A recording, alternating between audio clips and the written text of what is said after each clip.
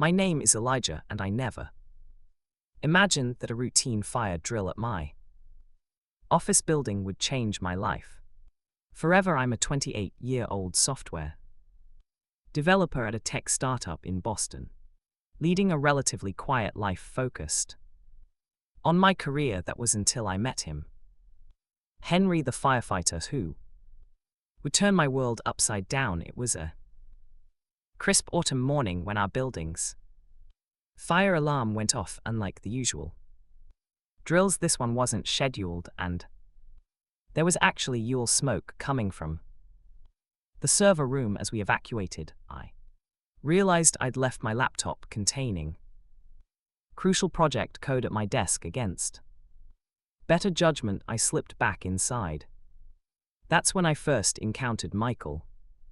He was coming up the stairs in full firefighting gear just as I was trying to sneak back to my office. So you need to evacuate immediately. His voice was commanding even through the mask. When he removed it, I found myself staring into the most intense blue eyes I'd ever seen. I just need to grab my laptop, I stammered, suddenly feeling foolish about risking my safety for a computer. He grabbed my arm firmly but gently. That's not happening. Your life is worth more than any computer. There was something in his tone, concern mixed with authority, that made my heart race as he guided me down the stairs. His hand remained on my back, steady and reassuring. Outside, he insisted on checking me for smoke inhalation, though I assured him I was fine. I'm Michael, he said, removing his helmet to reveal sandy blonde hair and a face that belonged on a magazine cover. And you are James, I managed to reply, still somewhat breathless, though not from the smoke. Well, James, promise me you won't play hero again. That's my job, he smiled, and I felt my knees weaken slightly. The fire turned out to be minor, an overheated server that produced more smoke than actual damage. But as I watched Michael and his team pack up their equipment, I couldn't shake the feeling that something significant had just happened. A week later, I was working late when someone knocked on our office's glass door. To my surprise, it was Michael, out of uniform but still commanding presence. In jeans and a fitted t-shirt, we're doing follow-up safety inspections, he explained, though something in his expression suggested there might be more to his visit. Mind if I take a look around? Of course not, I said, trying to keep my voice steady. I can show you where the server room is. As we walked through the empty office, he asked about my work, seeming genuinely interested in my explanations of software development. When we reached the server room, he spent more time asking about my projects than inspecting the fire safety equipment. You know, he said finally, I should probably get your number for safety purposes, of course, in case there are any more incidents. I felt my face flush as I recited my number, which he saved in his phone. Safety first, I agreed, trying to sound professional despite my racing heart. Right, safety, he echoed, holding my gaze a moment longer than necessary. I'll be in touch, James. That night I could hardly focus on my work when my phone buzzed. An hour later, I nearly dropped it in my haste to check the message. Dinner tomorrow. I know a great Italian place for safety discussions. Obviously, Michael. I stared at the screen, a smile spreading across my face. Obviously, safety is very important, I replied. The next evening, I spent an embarrassing amount of time choosing what to wear before heading to the restaurant, a cozy place in the north. And Michael was already there, looking even more handsome in a blue button-down that matched his eyes. I was worried you might not come, he admitted as I sat down It's not exactly standard procedure to ask out someone you met during an emergency response. Is that what this is? I asked, heart pounding, asking me out. He leaned forward. Slightly. Well, I could pretend this is a routine safety consultation, but honestly, I haven't been able to stop thinking about you since that day. The Italian restaurant became our sanctuary that evening over plates of handmade pasta and glasses of Chianti. Michael told me about his journey to becoming a firefighter. He came from a military family. His father and older brother both served in the Marines, but he had chosen a different path of service. I wanted to help people, but I also wanted to stay close to home. He explained, his eyes lighting up as he talked about his work. There's something about being able to make a difference in your own community. I found myself captivated by his passion, the way his hands moved as he described different rescue scenarios, the genuine care in his voice when he talked about the people he'd helped. He was nothing like the stereotype of the tough, emotionally distant firefighter I might have expected. What about you? He asked, genuinely interested. How did you end up in software development? I told him about my childhood fascination with computers, about building my first program at 12, about the thrill of solving complex problems through code. He listened intently, asking intelligent questions that showed he was truly engaged. You know, he said with a smile, I love how your eyes light up when you talk about coding. It's the same way I probably look when talking about firefighting. The evening flew by, and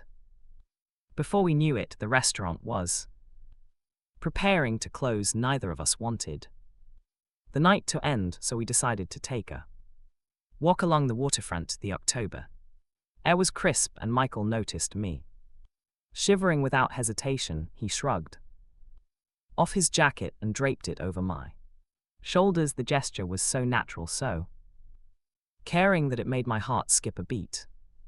His jacket smelled like him, a mix of cologne and something uniquely Michael. Better? He asked softly, his hand lingering on my shoulder. Much, I replied, looking up at him in the moonlight. His blue eyes seemed even more intense. We stopped at a quiet spot overlooking the harbor, the city lights reflecting off the water. Michael turned to face me, and I could feel the atmosphere shift. James, he said, his voice lower than before. I know this might seem fast, but I feel like I've known you longer than just a few days. I know what you mean, I admitted. It's strange, isn't it, how sometimes you just connect with someone. He stepped closer, his hand coming up to cut my cheek. Is this okay? He whispered. I nodded, unable to form words when his lips met mine. It was gentle at first, almost questioning, but as I responded, pulling him closer by his shirt, the kiss deepened. His arms wrapped around me, strong and protective, and I felt like I was finally where I belonged. When we finally broke apart, both slightly breathless, he rested his forehead against mine. I've been wanting to do that since I first saw you in that stairwell, he confessed, even with the smoke and my terrible decision-making. I laughed, especially then. You were cute when you were trying to explain why you needed that laptop. We exchanged several more kisses before the cold finally forced us to call it a night. Michael insisted on driving me home, and as we pulled up to my apartment building, he turned to me with a serious expression. I want to see you again, he said. Actually, I want to see a lot more of you, but I need you to know something. He paused, taking a deep breath. My job, it can be complicated. The hours are Unpredictable, and there's always risk involved. Some people find that hard to handle. I reached over and took his hand. Michael, I understand, and I want to see where this goes. Unpredictable hours, and all his smile could have lit up the entire street. He walked me to my door, where we shared one more lingering kiss before saying good night. As I watched him drive away, I couldn't help but think that my life had just changed in the most unexpected and wonderful way. The next morning, I woke up to a text from him. Last night was amazing. Dinner at my place tomorrow. I make a mean grilled salmon. I smiled at my phone, already looking forward to seeing him again, but as I got ready for work, a small worry nagged at me. How would this relationship work with our very different careers and schedules? And more importantly, how would his colleagues in the traditionally masculine environment of the fire department react to him dating a man? The dinner at Michael's place turned out to be the first of many intimate evenings together. His apartment was exactly what I'd expected: neat and organized, with a mix of modern furniture and firefighting memorabilia. Photos of his crew lined one wall, and I found myself studying their faces, wondering how they'd react to us. Michael proved to be an excellent cook, and as we sat at his kitchen island, eating grilled salmon, lamb, and roasted vegetables, he told me more about his life at the firehouse. They're like family, he said. Speaking of his crew, we spend 24-hour shifts together, share meals, face dangerous situations. That kind of bond, it's special. He paused, pushing food around his plate. But there's still a lot they don't know about me. I reached across the counter and took his hand. Are you out at work? He shook his head. A few people know my captain, Dave. He figured it out a while ago. He's been supportive, but he squeezed my hand. The fire service is changing, but it's still a very traditional environment. No pressure, I assured him. We can take this at whatever pace feels right. His response was to pull me around the island and kiss me deeply. How did I get so lucky? He murmured against my lips. That night was the first time we made love. Michael was as tender and passionate in bed as he was in everything else. His strong hands, gentle as they explored my body. Afterward, lying in his arms, I felt a level of contentment I'd never experienced before. The next few weeks fell into a pattern. Michael would come to my office when his shift ended, or I'd bring dinner to the firehouse, careful to maintain the appearance of just being friends. We spent our free evenings together, cooking, watching movies, or simply talking for hours. One morning, about 2 months into our relationship, I was at my desk when my phone buzzed with a news alert. Major fire at downtown hotel, multiple casualties reported. My heart stopped when I recognized the location. It was in Michael's district. For the next few hours, I couldn't focus on anything. I kept refreshing news sites, watching live coverage, scanning the background of every shot for a glimpse of Michael. Finally, my phone lit up with his name. I'm okay, he said before I could speak. His voice horror from smoke. It was rough, but we got everyone out. I'm sorry I couldn't call sooner. Can I see you? I asked, trying to keep my voice steady. Come to the firehouse. My shift ends in an hour. When I arrived, Michael was still in his gear, soot staining his face. The moment he saw me, he pulled me into a tight hug, not caring who might see. I could feel him trembling slightly, the adrenaline from the fire still coursing through his system. We lost 2 of our guys today, he whispered, not from my House, but it could have been, it could have been any of us. I held him tighter, understanding for the first time the real weight of his profession. As we stood there, I heard footsteps approaching. Michael tensed but didn't let go. Bennett, a voice called. We separated to find his captain Dave watching us with concerned eyes. Everything okay? Michael straightened up, keeping one hand on my back. Cap, this is James, my boyfriend. The word sent a thrill through me. It was the first time he'd used that term. Dave's expression softened. About time you introduced him properly, he said, extending his hand to me. Michael's been walking around with a goofy smile for months now. Nice to finally meet. The reason why the tension drained from Michael's shoulders. You new kid, I've known you for 5 years. I've never seen you this happy. Dave's radio crackled and he turned to leave. Take him home, Bennett. You've had a rough day at Michael's apartment. After he'd showered and changed, we lay tangled together on his couch. I'm sorry if I put you on the spot earlier, he said with Dave. I silenced him with a kiss. Never apologize for claiming me as yours. He traced my jawline with his fingers. I love you, he said suddenly. I know it might be too soon, but today made me realize life's too short to wait to say important things. Tears pricked at my eyes. I love you too, I whispered back. That night marked a turning point in our relationship. Michael gradually began being more open about us at work. While some of his colleagues were initially surprised, most were supportive.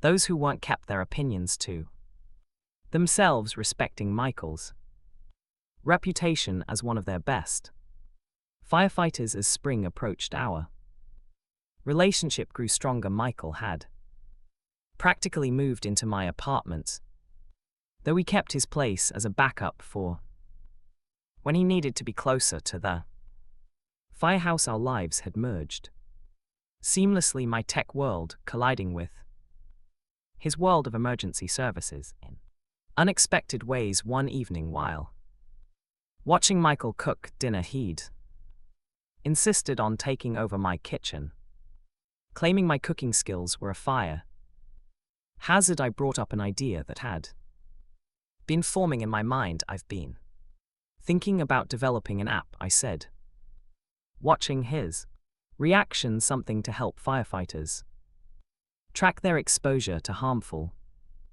substances during calls, like a digital health diary. Michael turned from the stove, his interest piqued. That could be incredibly useful.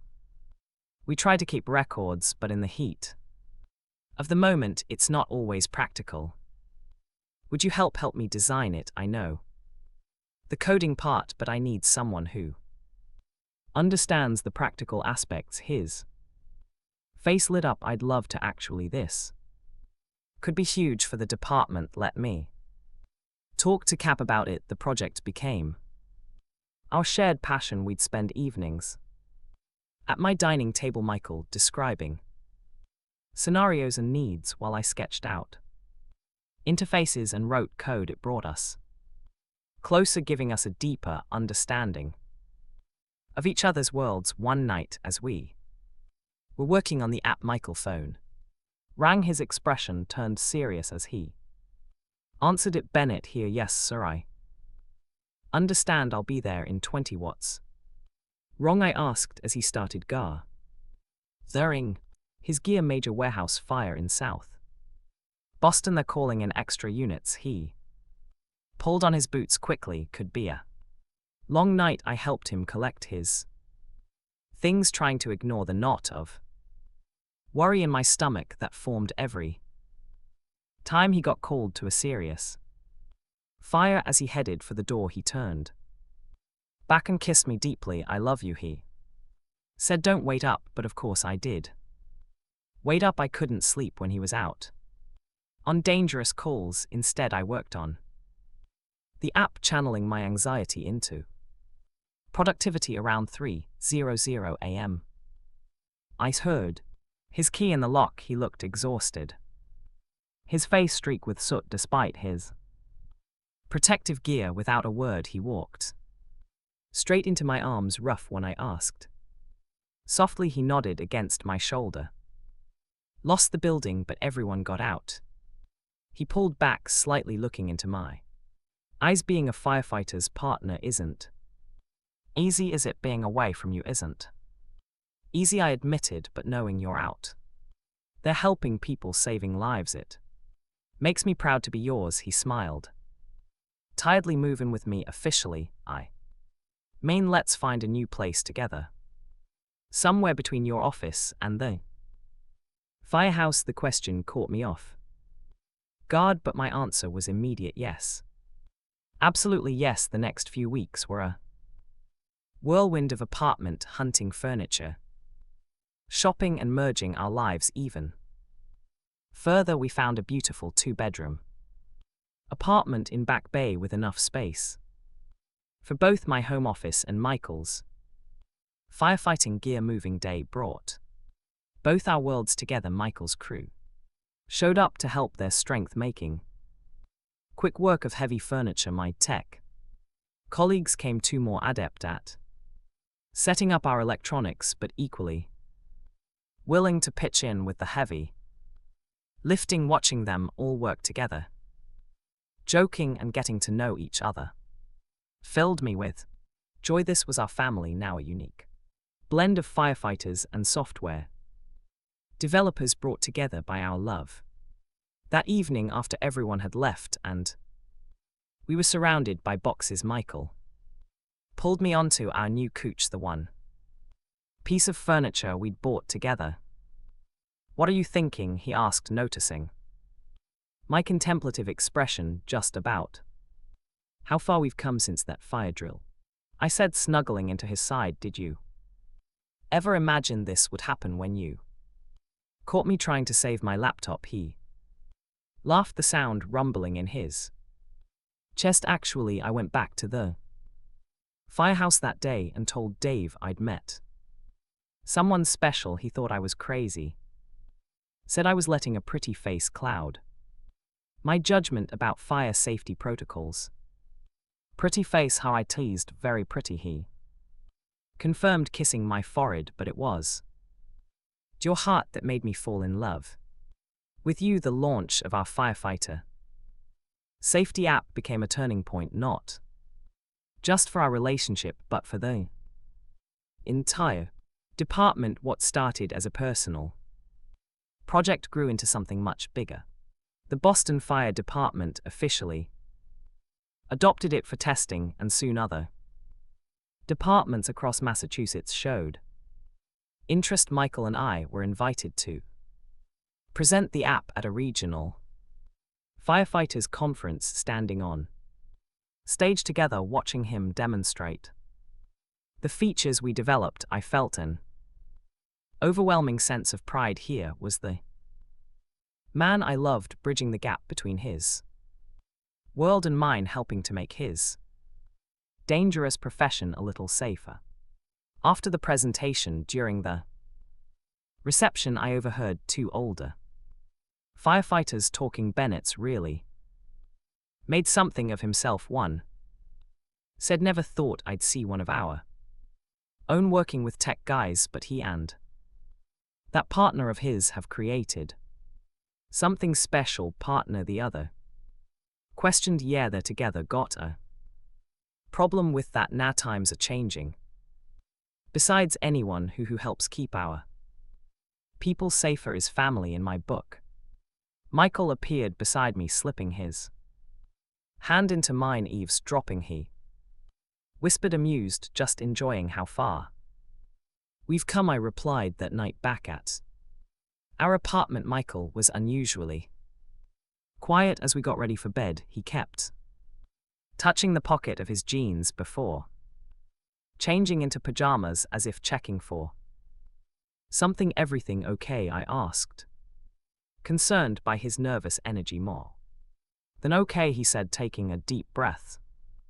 Actually, I've been thinking. He reached into his discarded jeans and pulled out a small box. My heart stopped. James Cooper, he began, dropping to one knee beside our bed. You changed my life that day in the stairwell. You've supported me through every difficult call, celebrated every victory, and created something amazing that will help protect me and my brothers and sisters in the service. You've shown me that being true to myself didn't make me any less of a firefighter. It made me a better one. You've given me the courage to be who I am, to love openly and proudly. I promise to protect and cherish you always, to face whatever fires life brings us together, and to never take for granted the miracle of finding you. He opened the box, revealing 2 matching platinum bands. Will you marry me? Tears were streaming down my face as I pulled him up into a kiss. Yes, I whispered against his lips 1,000 times. Yes. The next day Michael wore his ring to work for the first time. The reaction at the firehouse was overwhelming in the best way possible. The crew organized an impromptu celebration, complete with the station's famous chili and enough beer to float a boat. About time, Dave exclaimed, clapping Michael on the back. When's the wedding? We set the date for the following spring, deciding to have the ceremony in the garden of a historic firehouse that had been converted into an event space. It seemed fitting to blend the traditional with the modern, just like our relationship. Planning the wedding brought new challenges. My parents, though supportive, were still adjusting to having a firefighter for a son-in-law. Michael's mother was enthusiastic, but his father, a retired fire captain, was more reserved. He'll come around, Michael assured me one night after a tense family dinner. He's already warmed up to you more than he lets on. I caught him showing your app to his old crew members last week. The winter passed in a blur of wedding preparations and work. Our app was gaining national attention, and I'd taken a leave from my regular job to focus on developing it further. Michael had been promoted to lieutenant, which meant more responsibility, but also more regular hours. One snowy evening, about 2 months before the wedding, Michael's father showed up at our door. Unexpectedly, Michael was on shift, so I invited him in with some trepidation. James, he said, settling onto our couch, I owe you an apology. I sat across from him, surprised, sir. When Michael first told me about you, I was concerned, not because you're a man, he added quickly, but because I worried you wouldn't understand our life, the demands of the job, the risks, the brotherhood. He leaned forward, but I was wrong. You haven't just understood it, you've made it better. That app of yours, it's going to save lives. I felt tears pricking at my eyes. Thank you.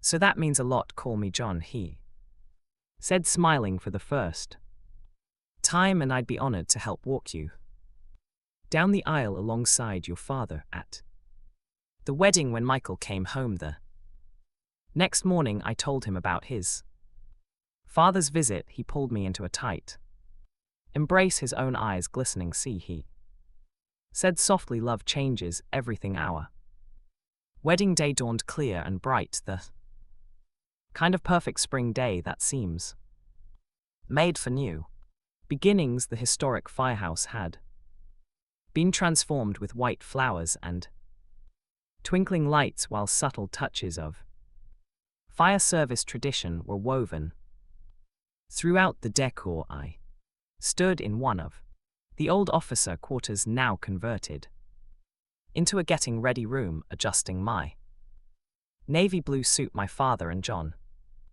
Michael's father, were both there helping with last-minute preparations. Nervous, my father asked, straightening my tie.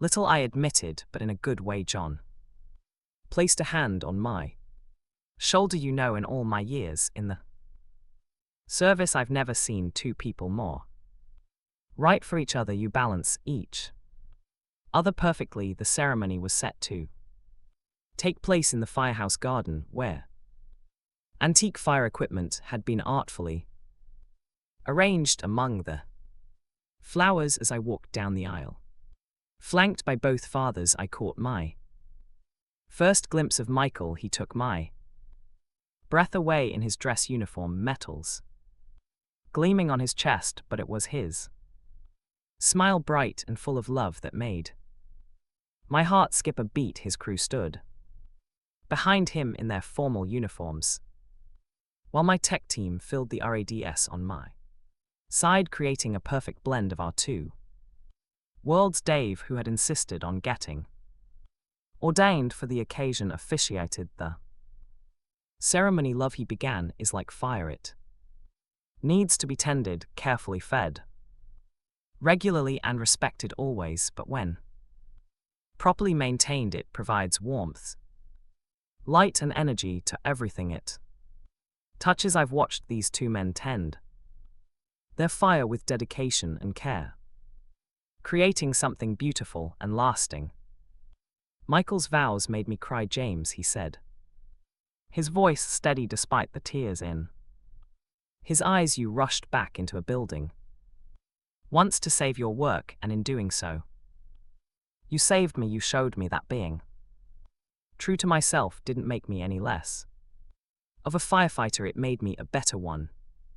You've given me the courage to be who I am, to love openly and proudly. I promise to protect and cherish you always, to face whatever fires life brings us together, and to never take for granted the miracle of finding you. My own vows were equally emotional. Michael, you came into my life like a hero in a story, but you've shown me that real heroism isn't just about rushing into burning buildings. It's about having the courage to love completely, to be vulnerable, to stand up for what's right. You've taught me that strength come many forms, and that the strongest bonds are forged in the hottest fires. I promise to be your partner in all things, to support you through every challenge, and to love you more deeply with each passing day. The reception was held in the main hall of the firehouse, where the original brass pole still gleamed in the center of the room. Michael's crew had insisted on cooking, turning out an impressive spread that rivaled any catering service. During the first dance, Michael held me close as we swayed to Can't Help Falling in Love. Happy, he whispered. Perfect, I replied, resting my head on his shoulder. The party lasted well into the night, with firefighters and tech geeks mingling, seamlessly sharing stories and laughter. Our app had created unexpected bonds between the two groups, and watching them interact filled me with joy. As the evening wound down, Michael and I slipped away to the garden. The spring air was cool, and he wrapped his dress jacket around my shoulders just as he had on our first date. He said, pulling me close. When I was a rookie, I used to think being a firefighter meant I had to be a certain way, fit a certain mold. Then I met you, and you showed me that being myself, being with you, made me better at everything, including my job. We make a good team, I said, kissing him softly. The best, he agreed, and we're just getting started. 1 year later, our app has been adopted by fire departments across the country. Michael was promoted to captain of his own house, where a rainbow flag now flies proudly alongside the department colors. I've started a company developing safety technology for first responders, with Michael as my chief safety advisor. We still face challenges. The nature of Michael's job means I still worry every time he's on a dangerous call, and balancing our careers requires constant communication and compromise, but we face everything together stronger for the love we share. Sometimes when I visit Michael at the station, I'll catch him showing new recruits the photo from our wedding day that hangs in his office. See that he'll say, "That's my husband, he's the reason I'm a better firefighter and a better man," and every time I hear those words I fall in love with him all over again. Our love story might not be conventional, but it's ours. It's a testament to the fact that love knows no boundaries, that courage comes in many forms, and that sometimes the most beautiful things in life emerge from the most unexpected circumstances. As Michael always says, love, like fire, needs respect, dedication, and care, but when you get it right, it lights up your whole world. But